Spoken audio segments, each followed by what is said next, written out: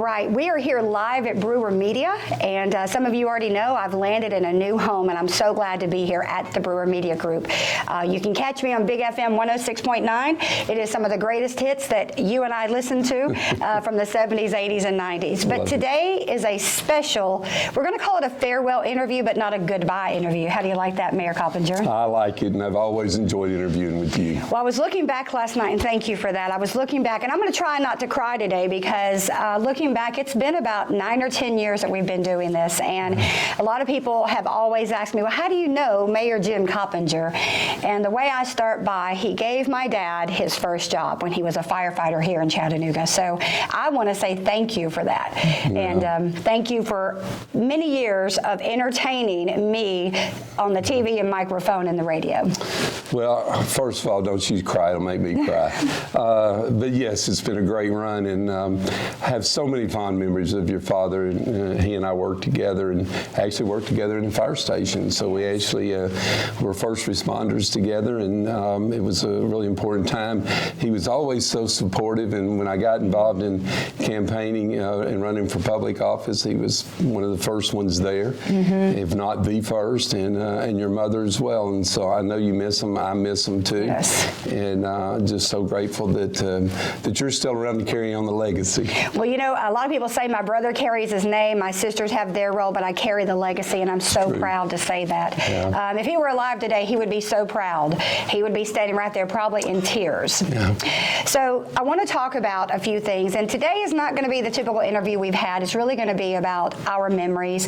And the first thing I want to know is when you look back on your legacy, I love that you're still going to be living, and that may sound funny to some, but you know, things are named after people when they pass away, but you are truly living out your legacy. What is one thing, I know it's hard to pick one, but what is one thing that's going to really stand out as a big moment in Jim Coppinger's life? Oh gosh, there's so many of them, Donna, as you can imagine, and it's hard to pick just one. But let me just say this about legacies. I've always said about politicians, a legacy for me is being able to leave office and people say, you know, I trusted that guy. He had a lot of integrity and credibility. Didn't always agree with him. Might not even liked him, but you could believe him. And I hope that's what I'm going to be able to do, and I hope that's my legacy. We've had so many successes, but again, you know, mayors get a lot of credit for the help around them. And I think the biggest thing that I've been able to do in this job and previous jobs is surround myself with really good people. And anybody that's listening, I promise you, if you surround yourself with good people, they'll sure make you look good. And so you know something about you, we were at a dinner the other night, and your back was almost facing the podium, your back was to the podium, and I could watch your body language as they were recognizing you. You've never liked the attention. You've never sought the attention. It's just been part of the job. But talk about surrounding yourself with those good people. What are those people going to mean as you leave a job where you wake up one morning and all of a sudden they're not there? You know, those people will always be special to me. Now, I'm going to be a little bit sentimental, but they're going to always be special to me, and I'll always keep contact with them because there were both personal and professional relationships. And, you know, I always said to people that I don't want anyone working for me, that the most important thing is their job. You know, I hope they put their family and their faith and things first. And it's all worked out for me very well because I think that relieves a lot of the tension and pressure. So they'll never be forgotten. I'll always try to stay in contact with them. I've done that over the years from a previous career, and you know, I just look forward to the future with them. So you and I have had many shows over the years. You've co-hosted with me, but we've had some hard times behind the microphone. One of those was my mother passing away. Yeah. And people ask me, why in the world would you go back to the microphone and to work so soon? But it was because, one, that's what she would have done. Right. But secondly, I knew that day that I was going back, you were on my show. That was no coincidence. But talk about that day as you and I were on the microphone and we had to recognize that my mother had passed away, a dear friend of yours for a long lifetime. What do you remember about that day? day? Well, I just remember how emotional both of us really were, and it was an opportunity for me to reflect back, of the times that I spent with her and with your father, with Danny, and it was a special show for me because we did share in that, and our families have had this uniqueness as far as closeness, and I was just glad to be there, and glad that we could hug one another and reminisce about some really good times I had with your family, with both your mother and father. So a lot of people say that I get my mischievous from my mom. Would you agree with that? My energy, my excitement? I would say that's where it comes from, is your mom. Yeah, because Dad was always that mellow, tried to be mellow guy. But now we had some hard times on the show. You were there the day when Officer Gallagher was, am I saying that right? Was sadly taken from us. And it is hard to get through a show like that. Now, I know as a radio TV person that we try to train for that, but nothing trains you. And as a mayor, you've had a lot of tragedy. You've had a lot of triumph. For that particular day, take us back there. What did you feel that day as we were literally in the news that moment trying to find out what occurred? Well, I mean, that's exactly it. Anytime there's a tragedy that occurs in our county, you always want more information. So, I mean, I was just more interested at the time in seeing if I could get more detail about what happened. And I think that was kind of where the public was as a whole, was trying to figure out how could this happen. And it was a tragedy that we'll forever remember here in Hamilton County. Absolutely. So you have tried to give me, you've given me support, good advice over the years, and advice that nobody will ever know about. But I want to know who's been your mentor, and I think the community would love to know who have been the 1, 2, or 3 people that you've looked up to, and why. Well, there's no one that's been a bigger influence on my life than my mother and my father. And I lost my father at an early age, but he was quite an individual and taught me so many, people skills. And of course, my mother, she lived to be 94, so she was always a coach, always giving advice. She always reduced me to a teenager. But other than that, like I tell people, it's teachers, it's coaches, those people that the silent heroes, right? And even when I talk to some of them to this day, the former teachers or coaches, they never realized how much they influenced my life, and I resort back to that on occasion when times are really hard about what they would always teach, and whether it was in a locker room or in a classroom. So there's always a couple of people in our corner that I will say for me, it's my husband. He's always there. He's always present. Nina has been there for you.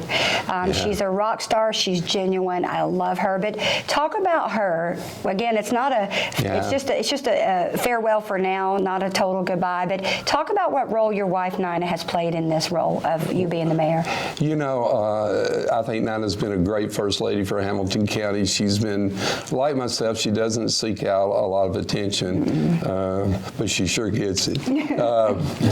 People, they love Nina more than, obviously. They love to love Nina.